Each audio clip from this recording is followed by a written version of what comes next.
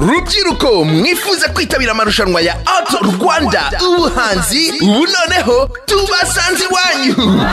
Ufite imyaka hagati ya 18 na 35 ukaba ufite impano yihariye mu bugeni, imbyino n'indirimbo, imideri, ikinamico n'urwenya, filime no gufata amafoto ndetse n'impano mu busizi n'ubuvanganzo. Aya mahirwe ntagucike.